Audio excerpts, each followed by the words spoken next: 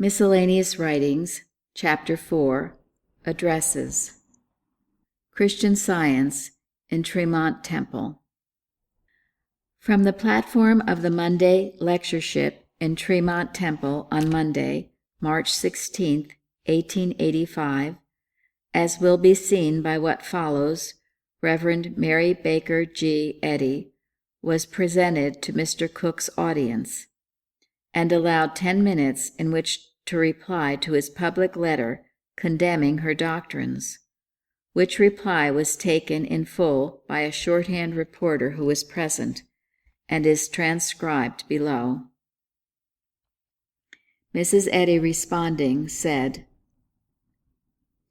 "As the time so kindly allotted me is insufficient for even a synopsis of Christian Science, I shall confine myself to questions and answers. Am I a spiritualist? I am not, and never was. I understand the impossibility of intercommunion between the so-called dead and living. There have always attended my life phenomena of an uncommon order, which spiritualists have miscalled mediumship. But I clearly understand that no human agencies were employed, that the divine mind reveals itself to humanity through spiritual law, and to such as are waiting for the adoption, to wit, the redemption of our body. Christian Science reveals the infinitude of divinity and the way of man's salvation from sickness and death as wrought out by Jesus, who robbed the grave of victory and death of its sting. I understand that God is an ever-present help in all times of trouble, have found him so, and would have no other gods, no remedies in drugs, no material medicine. Do I believe in a personal God? I believe in God as the Supreme Being.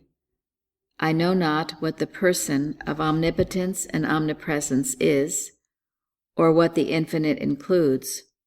Therefore, I worship that of which I can conceive, first as a loving father and mother, then, as thought ascends the scale of being to diviner consciousness, God becomes to me, as to the apostle who declared it, God is love, divine principle, which I worship, and after the manner of my fathers, so worship I God.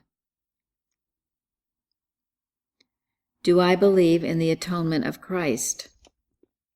I do. And this atonement becomes more to me since it includes man's redemption from sickness as well as from sin.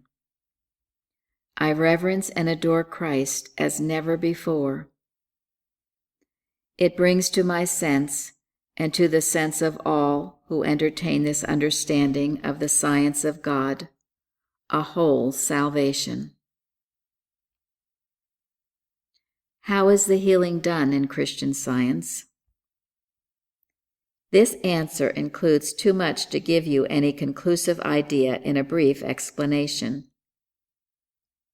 I can name some means by which it is not done. It is not one mind acting upon another mind. It is not the transference of human images of thought to other minds. It is not supported by the evidence before the personal senses.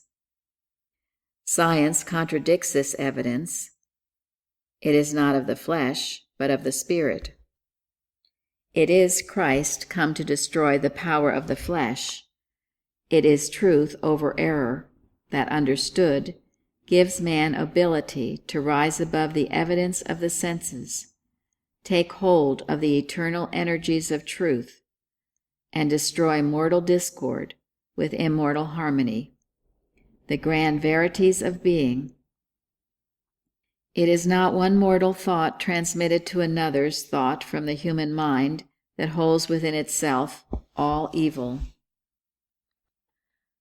Our Master said of one of his students, "He is a devil," and repudiated the idea of casting out devils through Beelzebub.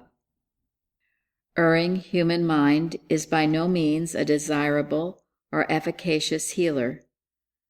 Such suppositional healing I deprecate. It is in no way allied to divine power. All human control is animal magnetism, more despicable than all other methods of treating disease.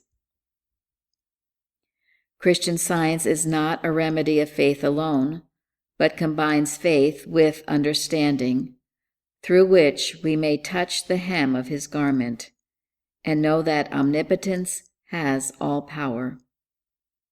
I am the Lord, and there is none else. There is no God beside me. Is there a personal man?